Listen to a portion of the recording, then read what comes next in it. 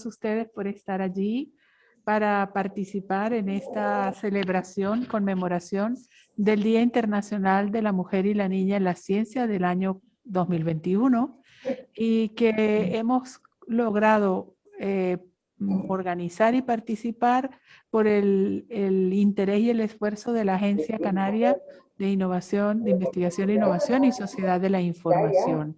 Realmente, agradecemos también al Colegio del Profesorado de La Palma, CEP La Palma, por prestarnos tan generosamente sus instalaciones para que podamos hacer todas estas conexiones con vosotros.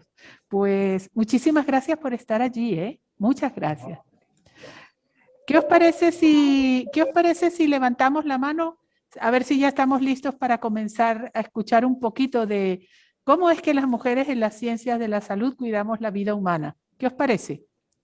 A ver, ¿quiénes están de acuerdo? ¿Pueden levantar la mano? Perfecto, muy bien. Ay, vale, qué susto. Pensé que solo unos poquitos querían escuchar la charla. Menos mal. Bueno. Bueno, pues fijaros algo. ¿Qué os parece si comenzamos? Vamos a comenzar para que luego podamos estar todos a tiempo a donde tenemos que ir después de la charla, ¿vale? Bien, pues yo soy María Izaskun Petrolanda de Paz y yo soy palmera, pero porque llevo 40 años casada y queriendo a un palmero. Entonces, pero yo soy originalmente de Navarra y de Vizcaya, del País Vasco. Pero me enamoré de un palmero y entonces pues nada, aquí llevamos, nos casamos y tenemos un hijo, para aquellos que quieran, tengáis ese interés también en mi vida personal. Y bueno, ¿qué puedo deciros? Pues que yo voy a contaros un poquito cómo ha sido mi vida como científica de las ciencias biomédicas, de la salud, y cómo ha sido mi interés por la vida en este trabajo que hemos estado realizando en estos años, ¿verdad? Entonces, pues nada, lo que vemos aquí es que voy a haceros yo misma una especie de pequeño avance por lo que ha sido mi vida profesional. ¿Qué os parece si hacemos ese viaje juntos? ¿De acuerdo? A ver, los que estén de acuerdo, que levanten por favor la mano.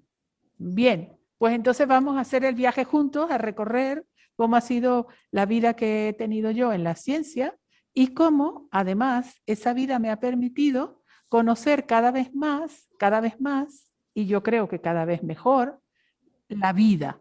Y cómo también me ha permitido darme cuenta de que apenas la empiezo a conocer. Porque la vida tiene tanto misterio y tanto descubrimiento maravilloso, que en realidad todos los libros que existen que han escrito los humanos sobre la biología y la vida, no le llegan ni siquiera a levantar una puntita del misterio de la vida. Y eso es muy importante. ¿Por qué? Porque eso quiere decir que todavía muchas más personas van a poder hacer investigación sobre la vida, cuidándola, amándola, respetándola, y cada vez iremos comprendiéndola en esa en esa esencia tan maravillosa que ella tiene. ¿Vale? Bien, pues entonces lo primero que yo querría deciros es que yo pues estudié en muchas universidades, estudié muchas cosas, estudié música, estudié ciencias biológicas, estudié bioquímica, estudié salud pública tropical, estudié inmunología parasitológica, estudié parasitología médica y tropical y estudié bioética, estudié cómo se enseña la ciencia y en realidad pues uno se puede preguntar ¿y para qué tanto estudio? ¿Para qué tanto estudio en realidad? Pues el estudio era para conocer de primera mano, yo quería conocer de primerísima mano lo que saben los científicos sobre la vida y aprender además cómo estudiar la vida correctamente para que lo que yo estudiara sobre la vida sirviera para que otros científicos también fueran comprendiendo mejor la vida. Entonces, estudié mucho, pero con un truco. ¿Queréis saber el truco? Si queréis saber el truco, levantad la mano. Ajá, el truco mío, pero no se lo digáis a nadie, es que a mí me gusta estudiar. Yo cuando empiezo a estudiar algo, me apasiono por eso que está allí, no por presentar un examen, no por rendir una charla, no, no, no, yo me apasiono por eso que estoy allí conociendo y estudiando a través de los libros. Y eso es el truco para que a mí no me aburra nunca estudiar. Los exámenes, bueno, había que presentarlos, pero a mí lo que me interesaba más era estudiar, no el examen. No estudiar para el examen, sino estudiar para saber, para conocer. Y eso es muy importante en un científico, muy importante. En cualquiera de las ciencias que estudiemos, eso es muy importante. ¿Y qué estudié yo? ¿Qué ciencias estudié yo? Pues estudié unas ciencias maravillosas. Las ciencias de la biología y de la salud. ¿Por qué? Porque a mí me gusta la vida.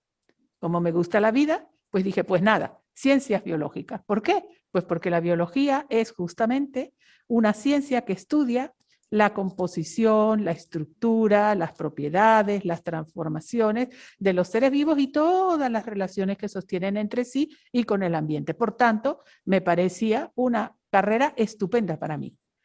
Y entonces estudié pues ciencias biológicas primero. Y ahí comprendí que hay muchas clases de seres vivos. Hay seres vivos que viven en el aire libre o en el agua, ¿verdad? Hay otros seres vivos, sin embargo, que no los vemos porque viven dentro de otros seres vivos. Son las bacterias, los hongos, los virus, los parásitos, y estos son los que me gustaron más a mí. Me gustaron los parásitos. Todos estos que veis aquí, todos estos los he estudiado yo. La malaria, la leishmania, los gusanos filariformes, los virus que no veis como el de la hepatitis que está aquí y el del VIH, el del SARS-CoV-2 y el SIDA también. Entonces a mí me gustaban y me gustan los seres que viven dentro de otros seres vivos y que al vivir dentro de esos otros seres vivos les pueden causar enfermedades. Pero claro, estos seres vivos tan interesantes y tan pequeñitos no se pueden estudiar igual que estudia uno los seres vivos al aire libre. Entonces hay que estudiar los métodos, además de conocerlos a ellos, también hay que estudiar los métodos para estudiarlos bien, porque como no los vemos, son muy pequeños y necesitamos técnicas especiales, necesitamos instrumentos de precisión, necesitamos máquinas que permitan ampliar mucho, como los microscopios, para ver bien cómo son al detalle en su estructura, necesitamos métodos bioquímicos e inmunoquímicos, que son en los que yo más me especialicé, para ver de qué están compuestos, cómo son unos y cómo son otros, y luego, claro, por supuesto, cómo es su material genético, ¿verdad? Bien, y estudiando, pues me empecé primero por un parásito protozoario que se llama la leishmania, que vive en la piel y que afecta algunos órganos de las personas infectadas. ¿Veis? Aquí tenemos, por ejemplo, una persona, bueno, un diagrama de una persona infectada que le pica un flebótomo, que son los insectos que transmiten al hombre esta enfermedad, este parásito que está aquí, que lo veis en estas láminas, aquí lo veis más en detalle. Este es el parásito con el cilio, el flagelo con el que se desplaza y se mueve como un torpedo, y aquí lo veis con el torpedo recogido, con el flagelo recogido, porque está en otro estadio de su forma vital. Aquí es un amastigote y aquí es un promastigote. Y entonces este parásito, ¿verdad? Se transmite del humano, puede transmitirse a los perros, también se puede transmitir a los burros. Aquí en Europa y en España se encuentra en el sur, más en la zona sur de España, en los perros, porque hay una leishmania especial de los perros, y otras, y de allí puede pasar al humano y causar enfermedad en el hígado, en el bazo y en la piel, y a veces, al final, en algunos casos, en la mucosa respiratoria. Entonces yo estudié este parásito y descubrí que había unas diferencias entre los que ciertos tipos de parásitos, unos invadían unos órganos y otra forma, que eran las leishmanias brasilienses, invadían el tabique nasal, por ejemplo. Y esto era importante, por ejemplo, para las medidas de prevención de la enfermedad.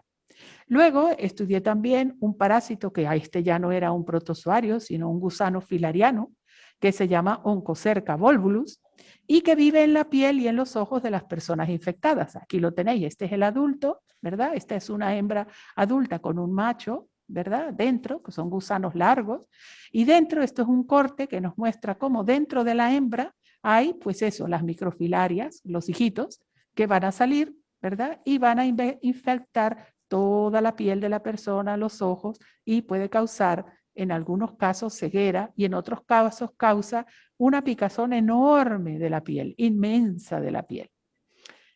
Bueno, pues así íbamos, ¿no? Entonces, estábamos viendo, seguimos avanzando en el estudio, en cómo era nuestro parásito, y encontramos que tenía ciertas características que le hacían muy particular. Y con eso empezamos a identificar algunas maneras de controlarlo. Luego estudié otro protozoario distinto a los anteriores, que se llama Plasmodium, que vive dentro de los glóbulos rojos, ¿no? De los seres humanos. Vive, por ejemplo, aquí tenemos un extendido de sangre sacada de una persona infectada y en estos dos casos, y aquí vemos dentro de los glóbulos rojos llenos, ¿veis algunos que tienen aquí como gránulos? Bueno, pues esos glóbulos rojos han liberado esta forma del parásito, de este parásito que se llama Plasmodium, y que puede ser capaz pues, de diseminarse, de invadir el hígado, de invadir los glóbulos rojos, y en los casos extremos, cuando las personas ya están muy enfermas por un tipo de parásito de estos en particular, que es el Plasmodium falciparum, pueden desarrollar malaria cerebral y pueden pues fallecer, ¿verdad? Bueno, pues estudié este parásito a ver cómo lo podíamos controlar. El parásito tiene distintas formas, distintos estadios, ¿veis? Va infectando los glóbulos rojos, va creciendo, se va reproduciendo y va colonizando más glóbulos rojos, el hígado, y puede llegar, en el caso de Plasmodium falciparum, puede llegar, por ejemplo, a invadir el cerebro y causar malaria cerebral. Bueno, seguí estudiando y entonces me encontré con que también causaban un gran problema el virus de la hepatitis.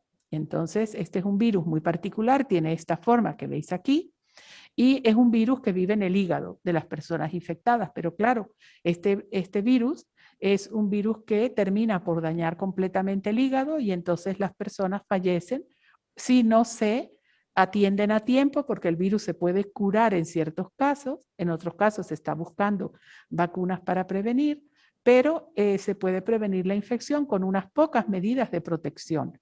Por ejemplo, pues teniendo cuidado con lo que se come que no esté contaminado, con los heces o con los fluidos corporales de una persona por la vía gastrointestinal que puedan, o sangre que pueda tener la infección.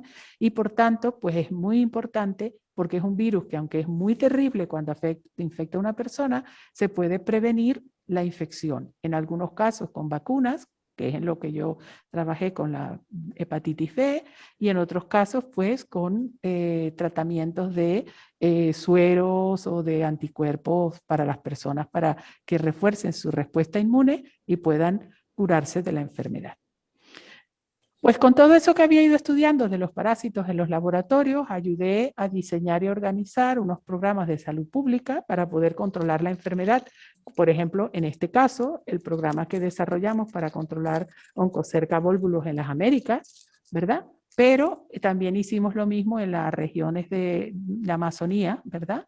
Con Leishmania, con Plasmodium, con el virus de la hepatitis B y con otras enfermedades que no he mostrado aquí, pero que también trabajamos de tipo más bien bacteriano.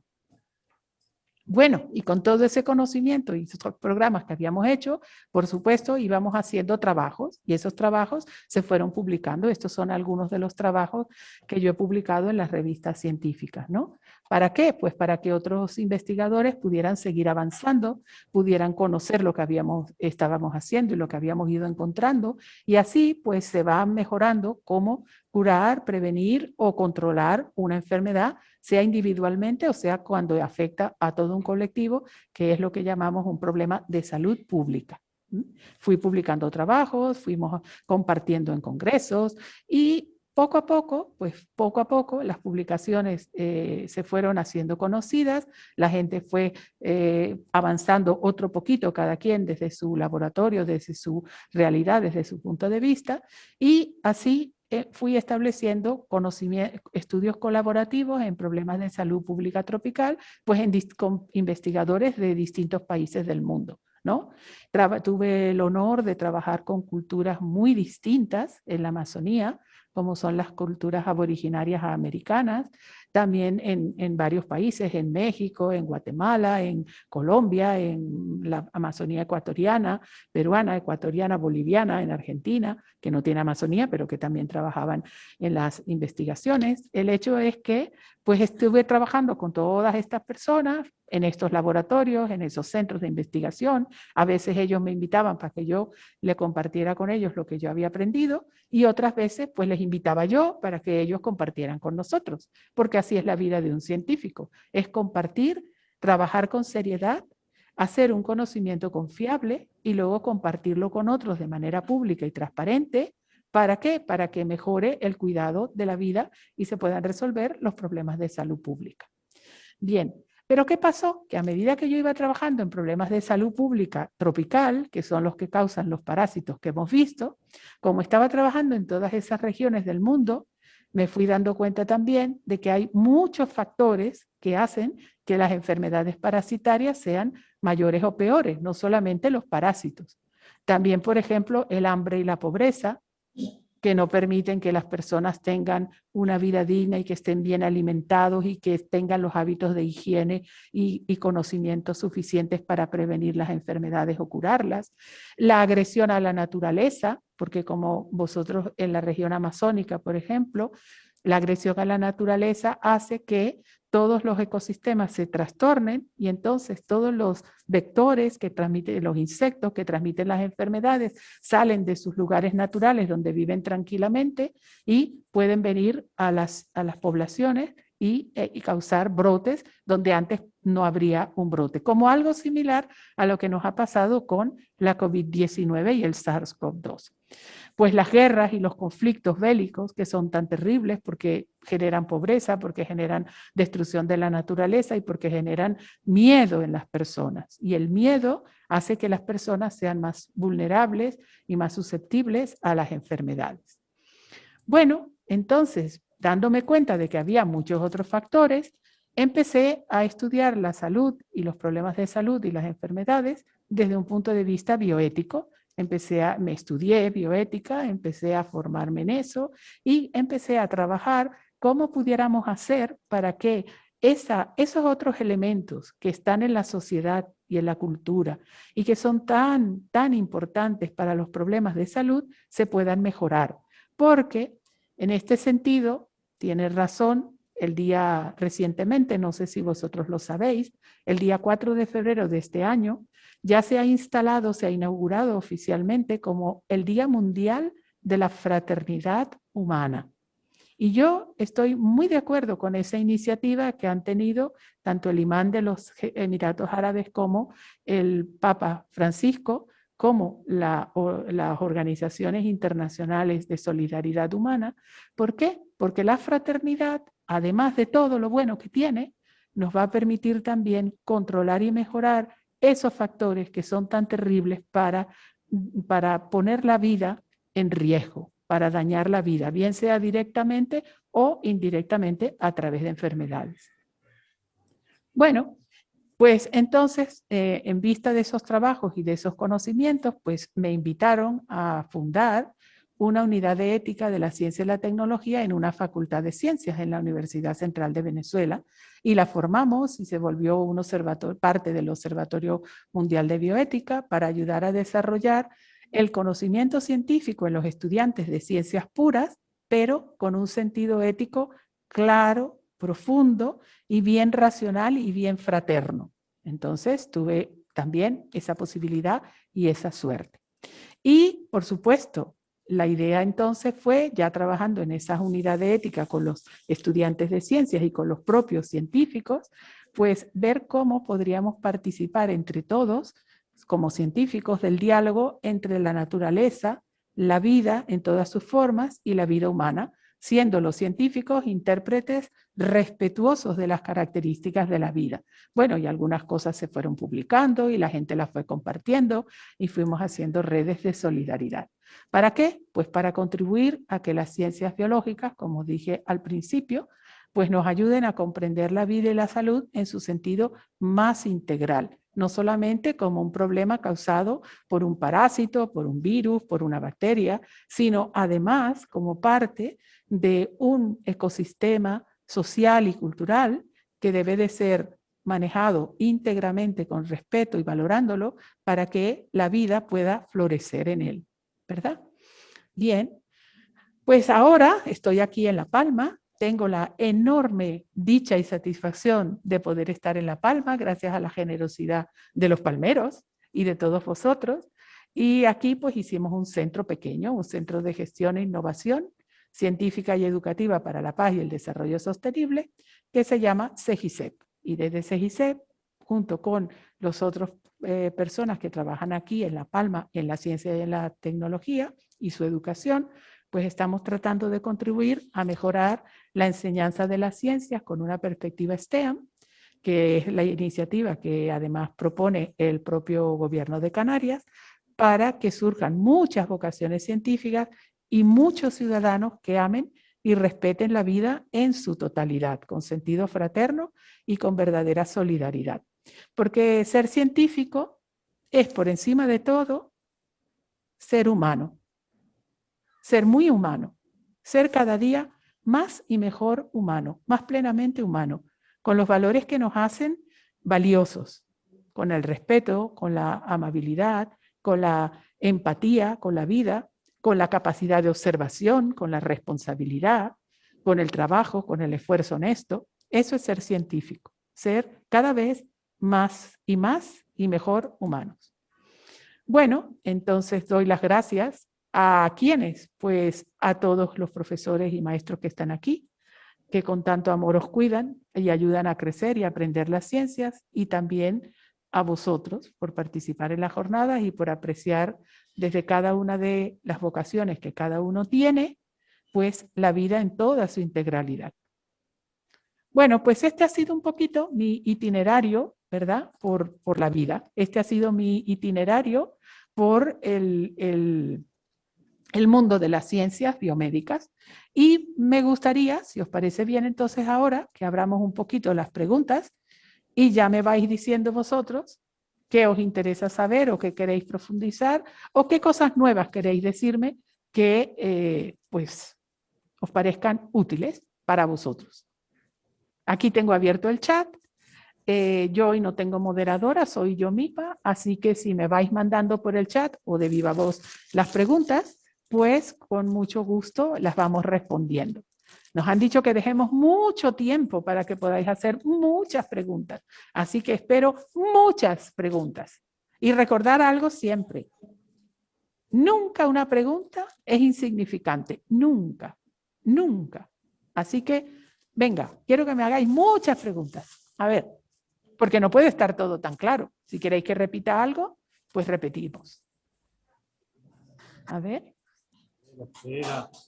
Ajá, Eliesbel. A ver. ¿Sí? Oye, pero... ¿Cómo, cómo? ¿Cómo, cómo, cómo? A ver, a ver, a ver. ¿Cómo, cómo?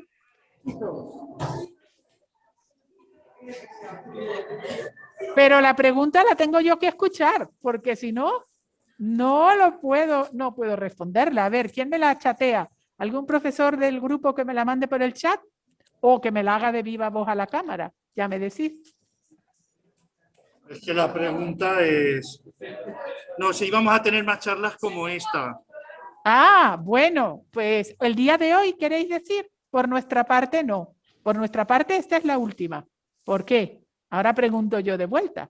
¿Por qué? ¿Por qué me preguntáis eso? A ver. A ver. A ver, tenemos una pregunta por aquí. Quizás. Ah, muy bien, muy bien, muy bien. A ver, aquí me dicen, desde el CEIP La Laguna, a ver, vamos a ir con orden. A ver, desde el CEIP La Laguna me preguntan. Ajá. ¿Desde a qué edad empezaste a interesarte por la ciencia? Bueno, pues mirad, yo me empecé a interesar por la ciencia.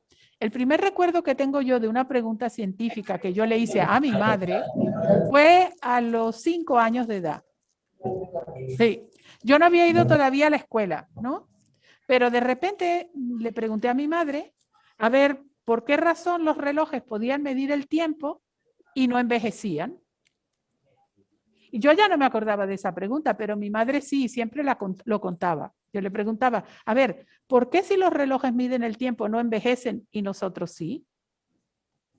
Y entonces mi madre dijo, ahí va, esta chiquilla parece que le gusta la ciencia. Y entonces me empezó a apoyar y a orientar, mi padre también, por que leyera mucho, todo lo que yo quería. Y hacían lo imposible para que yo pudiera leer todo lo que yo quería o les preguntaba. Y cuando yo le preguntaba algo a mi madre, porque mi madre no estudió ciencias, mi madre estudió contabilidad. Pero cuando yo le preguntaba a mi madre algo y mi madre no sabía, siempre me decía lo mismo, tú no te preocupes, que en este momento no tengo la respuesta, pero vamos a buscarla juntas. Y entonces ella me ayudaba a buscar en los libros o en revistas o donde fuere, hasta que encontrábamos la respuesta o algo parecido a la respuesta. Así que creo que fue muy temprano, pero le agradezco a mis padres, porque mis padres supieron desatar en mí la pasión por conocer y por conocer de una manera respetuosa con la vida. Ajá, aquí tengo otra pregunta. A nuestros alumnos, este es del IES Punta Larga. A ver, me quieren hacer una propuesta, pero todavía no me ha llegado así. Si un científico cada vez debe ser más humano, ¿qué opina usted de que los medios de comunicación divulguen una imagen del científico menos humano? Es decir, que solo piensa en ciencia y no en la parte personal de lo que ello involucra. Ah, esa es una pregunta muy interesante de Punta Larga. Pues veréis, es que ahí hay un pequeño error. La gente piensa que los científicos, como nos ven desde afuera, pues la gente piensa que los científicos solo nos interesa, por ejemplo, vamos a suponer la química, como a mí, me gustaba mucho la inmunoquímica. Pero aunque yo estaba en el laboratorio en la inmunoquímica, cuando yo pensaba en el problema de inmunoquímica, siempre lo relacionaba con la vida y siempre me daba el chance de pensar cómo esto funciona en la vida. Y siempre me maravillaba de la belleza, de la complejidad de la vida. Entonces, cuando uno hace ciencia en realidad, puede ser química, puede ser física, puede ser matemática, siempre el científico busca descubrir con asombro lo que está detrás, con asombro, con respeto, no para conseguir un beneficio ni para conseguir algo en particular. Eso lo presentan, es verdad, en los medios de comunicación, pero eso dista mucho de la realidad. El científico en realidad está apasionado por darle sentido a la realidad. Y ese sentido, si nosotros nos hacemos personas cada vez más humanas, ese sentido científico de la realidad, así sea física pura, así sea química pura, así sea matemática pura, siempre será un sentido que tiene una repercusión humana, siempre. Aunque de momento no le encontremos para qué lo podemos utilizar, porque eso es otro problema aparte. ¿Vale? Bien, aquí me preguntan del Colegio Sagrada Familia, ¿cuánto tiempo le ha llevado a estudiar y aprender todo lo que nos ha contado? ¡Ah, caramba! Bueno, toda la vida, desde los 5 años. Bueno, a los 5 años no fui a la universidad, pero empecé a estudiar en las escuelas. Toda la vida. Pero os voy a decir algo. A mí me parece que ha sido un momentito. ¿Por qué? Porque yo aplico mi truco. Lo que hago, le busco la belleza, le busco el sentido, le busco el misterio, le busco el asombro. Entonces, estudiar no es una obligación, no es para pasar un examen. Estudiar es para conocer mejor aquello sobre lo que estoy estudiando. Entonces, ¿cuánto tiempo? Pues mira, voy a daros respuestas más prácticas. Por ejemplo, la licenciatura en Ciencias Biológicas y Bioquímica, pues me tomó 5 años. La especialización en Harvard en la maestría en parasitología me tomó 2 años. El doctorado me tomó 4 años. El masterado en bioética, 4 años. Pues depende, así sumando todos, pues han sido muchos años, pero como yo lo veo como parte de mi vida cotidiana, pues no lo veo como un montón de años, lo veo como cuánto he podido aprender, qué maravilla.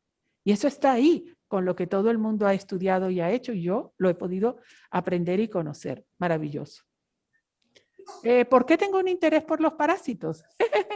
Esa es una buena pregunta de alumno. A ver, pues tengo un interés por los parásitos porque, fijaros, los parásitos, en cierta manera, son muy aborrecidos, ¿no? Vamos a decir, nadie quiere infectarse de algo. A mí me gustan mucho los parásitos, pero yo no quiero infectarme de parásitos. Y tampoco quiero que otras personas se infecten. Entonces, los parásitos, si uno no los estudia, no los puede controlar adecuadamente. No los puedes controlar adecuadamente. Entonces, conocer los parásitos era, a la vez, conocer mejor cómo evitarlos manteniendo el equilibrio de la vida. Y por eso me interesaron los parásitos. ¿A qué edad supo usted que quería estudiar ciencias? ¿Y cómo consiguió estudiar tantas carreras del Colegio Sagrada Familia? Buena pregunta. Bueno, creo que fue como a los 5 años, pero en realidad definirme que iba a ser científico como tal fue pues a los 14. A los 14, cuando ya me empezaban a decir en los colegios, bueno, ¿y usted a qué se va a dedicar? ¿A usted le gusta la matemática, le gusta la literatura, le gusta la filosofía, le gusta la biología, pero algo te va a tener que hacer en la vida? Entonces yo empecé a preocuparme y a pensar, ¿y qué me gustaría a mí? Y mi madre me dijo, bueno, a ti lo que más te gusta es hacer preguntas, ¿no? Sí, y buscar respuestas, ¿verdad? Sí. Y yo dije, pues bibliotecaria. Me parecía una profesión extraordinaria y me lo sigue pareciendo, bibliotecaria. Así estaba todo el día en la biblioteca y podía responder todas mis preguntas. Y mi madre me dijo, pero a ti te gusta mucho hacer cosas con las manos, porque me gustaba mucho la música, me gusta mucho bordar, me gustaba mucho cocinar, me gusta. Y entonces, ¿y por qué no combinas algo donde puedas hacer preguntas y responderlas con tus manos?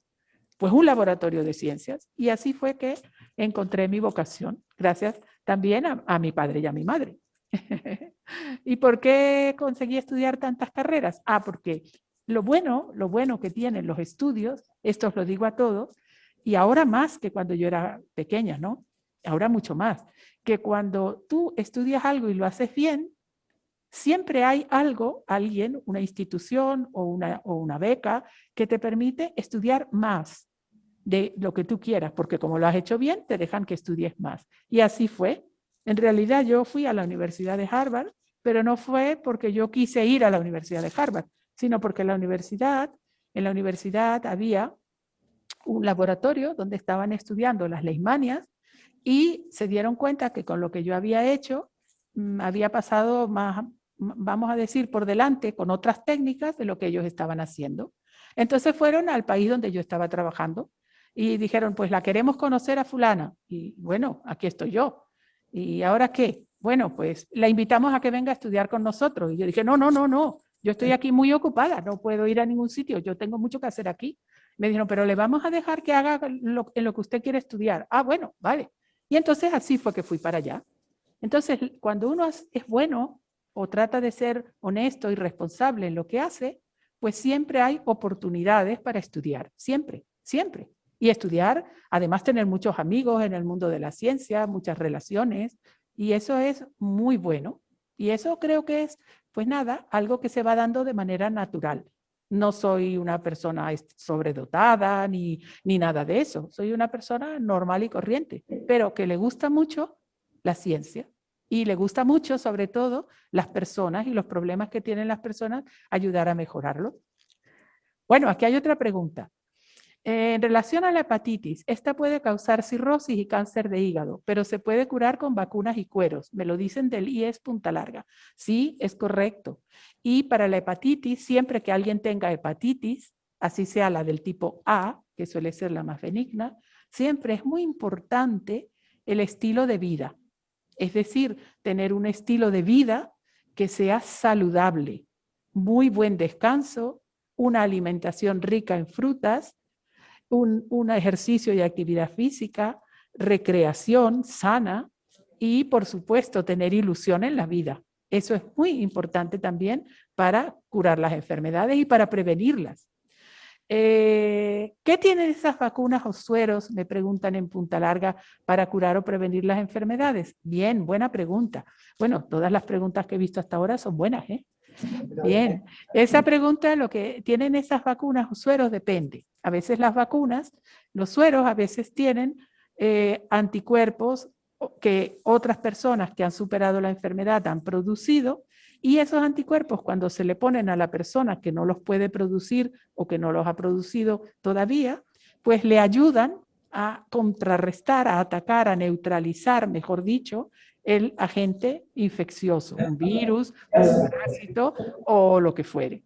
Y cuando se trata de una vacuna, pues la vacuna lo que hace es que te introduce un componente de eso que te infecta, pero no todo el agente infeccioso, sino una partecita de ese agente infeccioso, te la inocula y entonces eso hace que tu sistema inmune se lo reconozca, pero sin causar enfermedad, solo reconoce ese poquito y entonces elabora una respuesta y esa respuesta inmune logra vencer y contrarrestar la enfermedad. Muy bien, muy bien. Bueno, sigo. ¿Qué lugares de los que has de los que has visitado te han parecido más interesantes? El IES El Calero. Bueno, pues de los lugares que he visitado, los que más me han parecido más interesantes de todos, os lo digo con el corazón en la mano. Uno de esos sitios es La Palma. Me parece sumamente interesante la vida, el estilo de vida en las Islas Canarias y en particular en La Palma. ¿Por qué? Porque aquí las personas son muy prudentes, son muy sensatas, respetan el ambiente, quieren mucho a sus hijos, viven muchos años porque tienen unos estilos de vida muy saludables, se preocupan por la salud, son hospitalarios. Me parece un sitio espectacular para vivir en estos momentos que estoy yo ahora y hacer lo que estoy haciendo. Dan oportunidades a los demás, les gusta la ciencia, aprecian el conocimiento y el estudio y todo eso es maravilloso, interesantísimo, porque no en todas partes del mundo es así, ¿eh?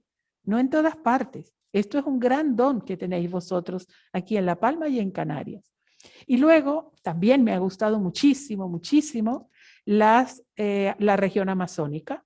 La región amazónica me ha gustado y me sigue gustando porque en la región amazónica hay culturas muy distintas a las que nosotros conocemos, culturas que a veces como no tienen tantos libros publicados o tanta tecnología visible, pensamos que realmente están atrasadas y eso es un error gravísimo porque son culturas y personas y sociedades adaptadas al entorno, respetuosas con el entorno, que lo han mantenido a lo largo de millones de años, y esto, por lo menos decenas de miles de años, y desde que hay cultura registrada, vamos a decirlo, y esto es algo maravilloso. En ir, por ejemplo, a la Amazonía. ¿Sabéis qué es lo que más me impresionó a mí la primera vez que llegué a la Amazonía? Pues lo que más me impresionó fue cómo era posible que habiendo yo estudiado lo que había estudiado y estando con mujeres y sus niños viendo los problemas de salud que tenían, que no habían estudiado como yo, nos entendíamos perfectamente, porque éramos igualmente humanos, plenamente humanos, con los mismos sentimientos, los mismos afectos, la misma capacidad de razonar y comprender, solo que de culturas diferentes. Y eso me pareció a mí un regalo que me dio la vida fascinante. Muy bien. Me dicen desde Buenavista, los alumnos y alumnas preguntan si es divertido estudiar ciencias. Voy a quitarme la mascarilla un momentico. Sí, es divertidísimo, porque nunca te aburres, jamás te aburres. Y yo, que no me gusta aburrirme, pues con la ciencia no te aburres jamás. No importa qué pregunta de ciencia tú estés haciendo, no importa, porque con la ciencia no te aburrirás jamás. Porque una pregunta bien pensada, cualquiera pregunta, yo puedo preguntar como la pregunta que yo le hacía a mi madre, a ver, ¿por qué los relojes miden el tiempo y no envejecen? Eso es una pregunta tonta a primera vista y sin embargo, mira, tiene mucho para pensarlo, ¿no? Cosas absurdas como uno pueda decir, un científico es aquel al que ninguna pregunta le parece boba. Todo le fascina. Y esta curiosidad, esta no aburrirte, esta manera de poder construir conocimiento y donde hay un desorden que al principio no entiendes y al principio un problema de salud gravísimo y todo el mundo enfermo, poco a poco se puede ir resolviendo. Esa sensación es maravillosa. No se aburre uno jamás, jamás, jamás. Muy divertido. Divertido no, lo siguiente. Yo cuando veo a veces en las redes sociales que la gente dice, bueno, voy a decir la palabra, no creo que cometo ninguna cosa desagradable. Cuando uno ve TikTok y uno ve gente joven haciendo allí sus cosas, ¿no? Y yo digo, cónchale, pero es que no hacen TikTok de ciencia, con lo divertido que es más divertido que todo eso. Así que bueno, para mí al menos lo es. Bueno, falta que vosotros los hagáis, claro. A ver, desde el colegio Echeide 2, un alumno pregunta, ¿qué virus fue más potente, el SARS o el COVID-19? Vale. Bien, ahí vamos a aclarar la pregunta, Echeide. Bien, fijaros, el SARS tiene dos tipos de SARS. Hay dos modelos, vamos a decir así. El SARS, que normalmente es el 1, pero no se le pone el 1, solo se dice SARS. Y luego está el SARS-CoV-2, que es el que causa la COVID-19. Hace unos años, unos casi 10 años, el SARS-CoV-1, ¿verdad? Que es muy parecido al virus actual SARS-CoV-2, infectó a la gente y produjo una enfermedad más benigna, respiratoria, algo más parecido a la gripe. Pero los científicos se dieron cuenta que era distinta al virus de la gripe normal y a las bacterias que pueden a veces causar síndromes respiratorios. Y entonces lo empezaron a estudiar y se dieron cuenta que al estudiarlo, se dieron cuenta que era un virus ligeramente diferente que potencialmente podía ser gravísimo. Entonces, todo ese conocimiento que se fue construyendo, de repente un día desapareció el virus, desapareció la enfermedad. Y entonces todo lo que se había estudiado, la gente dijo, pues ya no sirve para nada porque ya no tenemos enfermedad. Pero como el conocimiento estaba bien hecho, como el conocimiento era sólido y el conocimiento estaba publicado y bien registrado, entonces, ¿qué sucedió? Que ese conocimiento ha servido para avanzar más rápidamente cuando ha llegado el SARS-CoV-2. Porque lo primero que hicieron los científicos fue decir, ajá, este virus se parece al otro. Vamos a ver si son parecidos. Y efectivamente encontramos que hay muchas similaridades y a través de esos conocimientos que se habían acumulado para una enfermedad que luego desapareció, esos conocimientos han servido para avanzar en la COVID-19, curar la enfermedad COVID-19. ¿Qué virus fue más potente? ¿El SARS-CoV-1 o el SARS-CoV-2? El SARS-CoV-2. Y los resultados los vemos en la gravedad de los problemas de salud. ¿Vale? Elías Buenavista me dice, ¿es la única de su centro que estudió ciencias?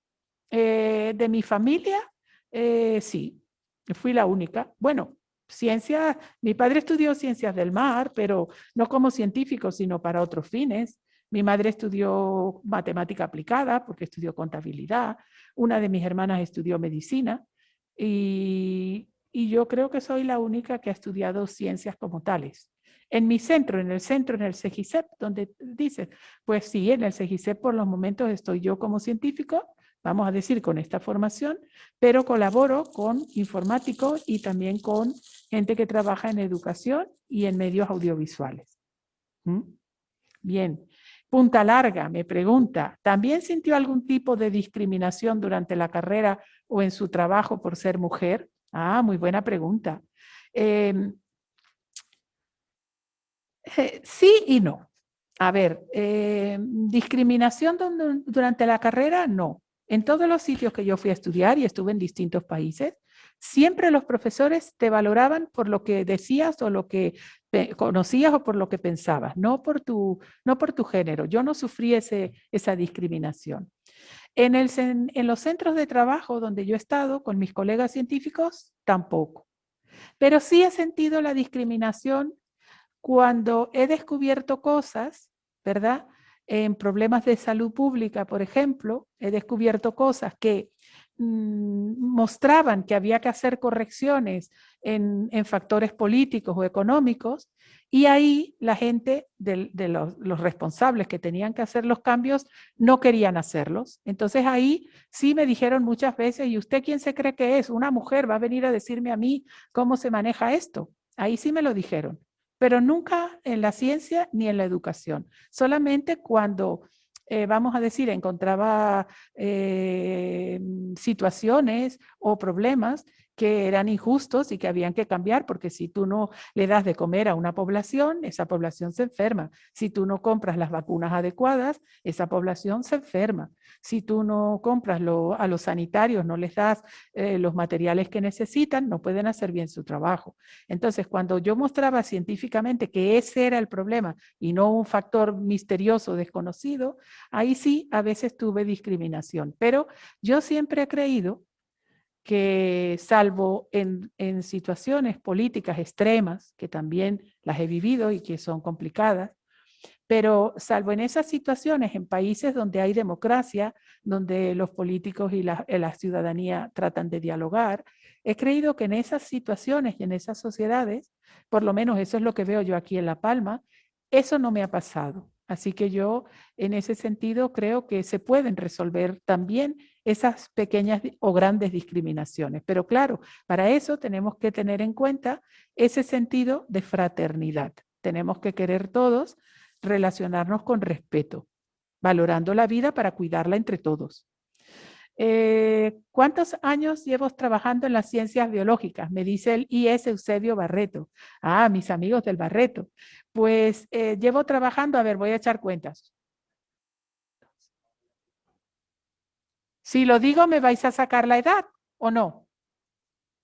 A ver, hacerme con la mano alguna seña. No, gracias. 45 años. Desde que empecé a estudiar hasta el momento actual.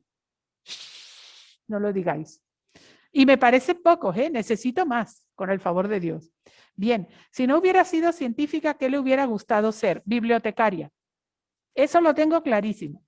Bibliotecaria o mejor todavía, maestra de educación básica. Porque yo pienso que los mejores talentos de un país no deben ir solo a las ciencias. No, no, no, no, no, no. Yo creo que los mejores talentos de un país deben ir a la educación. Yo respeto, como no tenéis una idea, a los maestros y profesores. En todas partes del mundo donde he ido, siempre he conocido maestros y profesores y les admiro profundamente. Entonces, si yo no fuera científica, probablemente sería maestra de educación básica. Probablemente enseñaría ciencias, pero sería maestra o si no, bibliotecaria. Bien, va a seguir trabajando en la vacuna contra el COVID, el IS Eusebio Barreto. Vale, bueno, yo no he trabajado en la vacuna contra el COVID. Yo lo que he trabajado y estoy trabajando es en la educación para la salud pública, es decir, en hacer toda la síntesis de la información que existe sobre el COVID y sobre los agentes que lo transmiten, recopilar toda esa información para ayudar a diseñar y establecer cuáles serían las mejores medidas de control que se puedan utilizar sobre todo en las escuelas y en los centros educativos o en los centros profesionales de investigación científica. ¿Por qué me gustan las bacterias y no los animales? Oh, los animales me encantan, pero a veces me asustan. En cambio, a las bacterias no les tengo tanto miedo. ¿En qué universidad estudiaste? Me pregunta Alicia María Vega y el Guanarteme. Ajá, bueno, he estudiado en muchas universidades. Estudié en Venezuela, estudié en Francia, estudié en España, estudié en Estados Unidos, estudié en Chile, estudié en esos países creo. Ah, en Alemania, sí. Bien, ¿recomiendas los juegos de ciencia que están en las jugueterías, Eusebio Barreto? Sí, los recomiendo. Bueno, hay juegos de ciencia que son más bien mercadeo, ¿sabes? Son como muy simplones. Pero hay juegos de ciencia que son muy interesantes y que realmente ayudan a desarrollar el pensamiento lógico y el pensamiento crítico. Entonces, yo creo que lo que hay que hacer es, siempre es bueno, cuando se vaya a comprar un juego de ciencias, buscar en general en revistas de educación las evaluaciones que hacen los profesores, los maestros, del componente educativo de los juegos. Porque no nos olvidemos que los profesores y los maestros son científicos también. Ellos trabajan una ciencia social que es la educación. Y como tales, ellos estudian cómo aprende mejor el cerebro, cómo aprenden mejor las personas. Y por tanto, pueden decirnos con más propiedad qué juguetes potencian esos procesos. Sí. Echeide me dice, ¿qué opinas sobre la mala información que nos ofrecen los medios de comunicación sobre los datos científicos? Ah, bueno. Creo que los medios creo que en España los medios hay un movimiento y unas asociaciones de comunicación pública de la ciencia, que así se llama, que son muy buenos. Creo que a veces no todos están formados en ese área, porque ese es un área especial también. Aprovecho para deciros que aquellos que os guste el periodismo, una de las ramas de la especialización del periodismo y de la comunicación social es justamente la comunicación científica. Y creo que a poco eso se va a ir logrando para que cada vez sea mejor, para que la información científica que se transmita en los medios de comunicación sea la correcta, la que es científicamente validada. La información para que los comunicadores sociales y los científicos de la mano trabajen para ver qué es lo que es el conocimiento científico sólido y qué es lo que no. Bien. A ver, tuvo que hacer sacrificios para ser científica, dice Guanarteme. Algunos pocos, sí. Por ejemplo, a veces uno, pues, a nadie le amarga un dulce, ¿no? A veces uno decía, uy, están pasando una peli buenísima, pero es que yo tengo que presentar este trabajo o tengo que conocer esto porque me puede hacer falta para tal cosa. Pues mira, ya veré la peli más tarde. Pero son sacrificios muy pequeños. Como digo yo, pues he sido muy feliz en mi vida personal como hija, como hermana, como madre, como esposa. Así que no, gracias a Dios, no he tenido que hacer esos sacrificios, ¿verdad? Bien. ¿Te has sentido obligada a rechazar mi trabajo por otras personas o has sido discriminada por ser mujer científica? Bueno, esto ya lo había contestado antes, ¿verdad? Como las preguntas hay muchas preguntas, hay 65 preguntas todavía. Entonces, pues a lo mejor ya las he respondido, ¿no? Voy a seguir. ¿He conseguido becas? Sí, he conseguido becas. Casi siempre las becas me las he ganado. Han sido becas por un trabajo muy bien hecho, por un promedio de notas muy alto o cosas así. Sí, pero hay becas para todos los niveles y para todos los gustos hoy en día. Siempre y cuando, claro, tú no le vas a dar la beca a una persona que si le das la beca para que vaya a estudiar a otro sitio, se va a ir de farra o se va a ir de botellón. No puede ser. Tienes que darle una beca a una persona que te muestre que va a ser responsable, que va a poder hacer algo útil con eso. Pero si tú lo haces, hay muchas becas, sí. ¿Has pensado alguna vez, me dice el Sagrada Familia, en rendirme por la dificultad o la complejidad de los estudios? En rendirme no, pero sí he pensado a veces, caramba, ¿estaré yo equivocada en esto que estoy estudiando o en esta suposición que tengo? ¿Será que tendré que repensar las cosas? En esos momentos, lo que siempre he dicho ha sido, a ver, yo voy a poner esto en manos yo soy creyente, ¿verdad? Entonces voy a poner esto en manos de Dios, voy a tomarme un tiempo, lo voy a respirar, voy a ver la vida en su conjunto y luego lo retomo. Pero no, creo que no me he rendido nunca. Bueno, hay una cosa que sí me ha hecho rendirme una vez. ¿Queréis saberla? Ya, vale. Bien, os la voy a decir, pero no la contéis a nadie. La maldad. La maldad humana una vez casi me hace rendirme. Pero yo dije, no. No puede ser. Porque al final de las películas, y en la vida real también, tienen que ganar los buenos. Entonces, para adelante. Bien. ¿Hay parásitos que pueden dirigir o gobernar a su anfitrión? Dice Guanarteme. Sí, muchísimos. Casi todos estos que hemos visto que yo estudié pueden hacerlo. unos en mayor medida, otros en menor medida. Pero sí, los parásitos pueden gobernar y dirigir al anfitrión. A veces porque descontrolan al anfitrión y entonces el anfitrión sucumbe.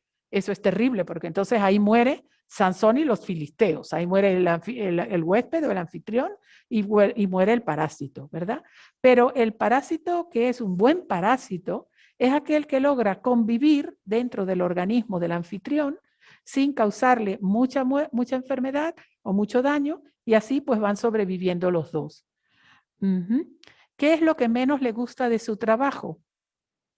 Me gusta todo de mi trabajo, hasta los errores, porque los errores siempre, si los ves como un aliado para ver cómo puedes comprender mejor algo, los errores te ayudan a crecer.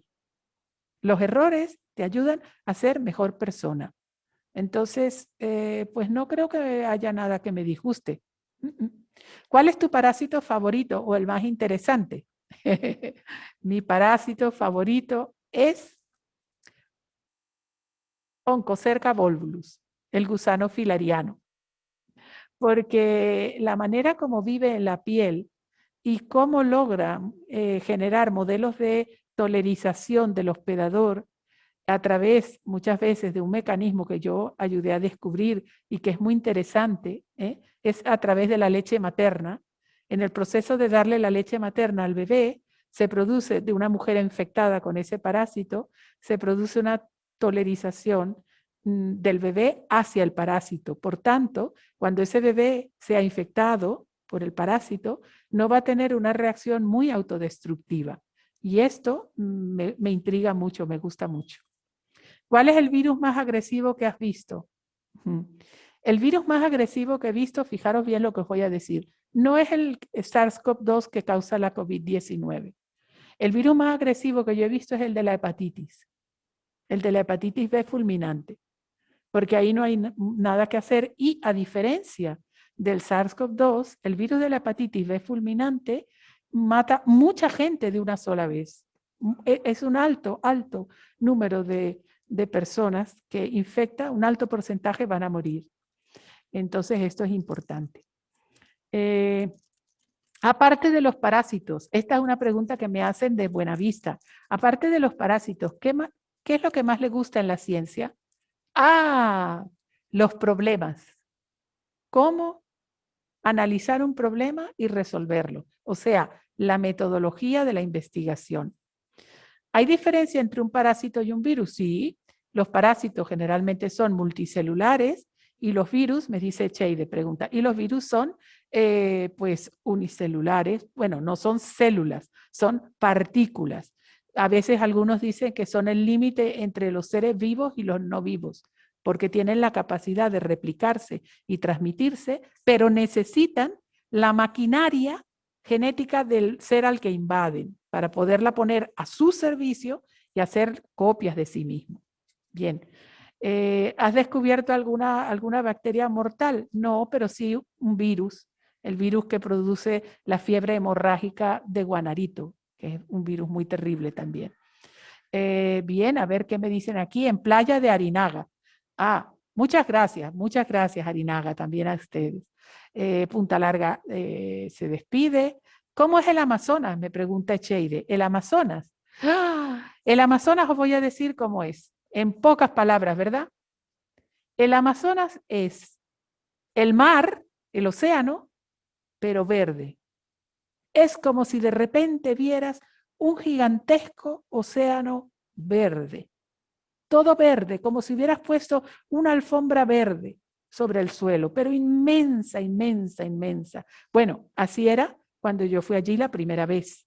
Lamentablemente ahora, en la Amazonía, la alfombra tiene petachos y rotos por los trabajos de minería que son irrespetuosos con el medio ambiente, ¿verdad? Bien. Esto ya lo he respondido, A ver. ¿Cuál fue tu primer viaje y qué aprendiste de él? Mi primer viaje científico fue a Brasil, porque en Brasil querían que yo les mostrara cómo hacer una técnica que yo inventé para cultivar leishmanias in vitro. Entonces tuvieron la gentileza, el Instituto Evandro Shaw me invitó y así fue mi primer viaje fuera a un país, a Brasil. Y aprendí muchísimo del viaje y de los brasileños. ¿Cuál fue tu instituto favorito? Mi instituto favorito, todos, porque en todos me trataban bien, todos. Y es guía. ¿Tienes algún ídolo científico o en otro ámbito? Sí, tengo, bueno, ídolos no. Tengo muchos científicos y científicas a las que aprecio y respeto mucho, y también muchos humanistas, y también gente del mundo de lo religioso. Yo tengo grandes amigas teólogas a las que aprecio y admiro profundamente. En este ámbito de las mujeres en ciencia, por ejemplo, yo admiro, después de esta charla, en el vídeo que vamos a elaborar, os voy a poner una galería por las mujeres famosas que yo más admiro. ¿Qué os parece? ¿Os parece bien? Muy bien, entonces voy a hacer ese video y lo pondré aquí y así respondo a la pregunta. ¿Qué me dicen aquí? ¿Has ganado suficiente dinero para poder vivir sin depender de nadie? Sí, sí, sí, sí. He podido hacerlo, pero hay que reconocer también algo, ¿no? A veces uno no le alcanza con 1.000 porque gasta 2.000. A veces a uno le alcanza con 100 porque gasta 50. Pues yo soy de las que trato de no gastar más de lo que gano. Bien, si tuvieras que, Alicia Vega, si tuvieras que eliminar o frenar algo relacionado con la biología, ¿qué sería? Sí, esa es una pregunta muy importante al día de hoy. Si yo tuviera que eliminar o frenar algo relacionado con la biología o con cualquiera de las ciencias, yo frenaría la irresponsabilidad. ¿Sí? Yo frenaría que todas las personas que trabajen en biología no sean irresponsables. Por ejemplo, fijaros bien, una de las cosas más importantes en la biología y en la vida es el equilibrio entre los seres vivos. El equilibrio entre los seres vivos es algo sofisticadísimo, complejísimo, importantísimo, valiosísimo. Y por tanto, antes de yo empezar a decir, pues este ser vivo no me sirve, lo voy a eliminar, o voy a hacer voy a hacer ahora ya, mira, ¿sabes qué? Pues dejémonos de la cocina. Yo ahora voy a hacer personas que hagan fotosíntesis o cosas así, antes de empezar a hacer esos inventos. Hay que mirar primero el equilibrio de la vida y analizar muy bien las consecuencias de lo que se hace. ¿Has participado alguna vez en la investigación del cáncer? No. No he tenido esa posibilidad. Muchas gracias. Ahora ya todos me dais las gracias. El mayorazgo hace una pregunta también interesante. ¿Cómo se comunican las bacterias entre ellas para lanzar el ataque en un anfitrión? Muy interesante esa pregunta. Pues las bacterias lo hacen igual que los parásitos, con señales químicas y físicas. Ellos producen sustancias y esas sustancias regulan procesos en el hospedador. Bueno, aquí, ¿cuál es la técnica que inventó y mostró en Brasil, Wannerteme?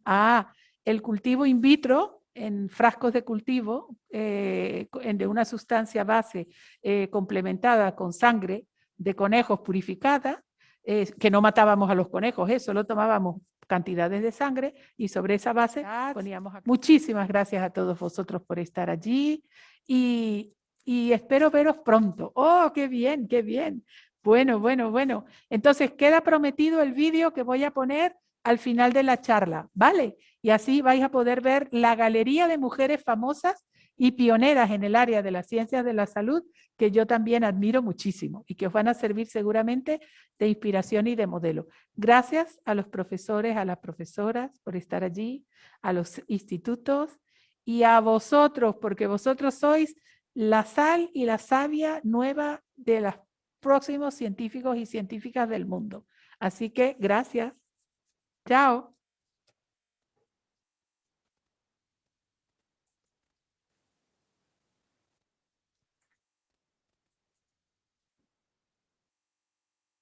Aquí nos vemos todos ahora. Aplaudimos, estamos oyendo. Gracias. Adiós.